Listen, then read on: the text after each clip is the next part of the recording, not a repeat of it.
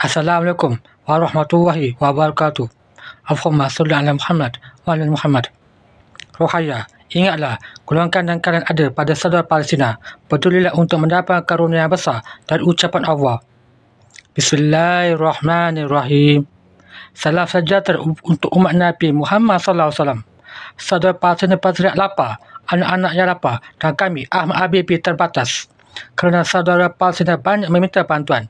Apakah kalian tidak terketuk hati untuk bertanya bagaimana cara mengirimkan infak langsung? Dan melakukan pula, ingatlah, golongan kalian ada pada saudara Palestina. Pedulilah untuk mendapat karunia yang besar dan ucapan Allah. Bukankah kalian ingin Allah turunkan rahmat, karunia yang besar? Berusahalah. Jangan kalian berpangku tangan. Kalian akan mendapatkan apa yang kalian usahakan. Ulaika ala hudam min rabbihim wa ulaika humul muflihun. Amin ya Rabb ya Sami Basir. Alhamdulillah.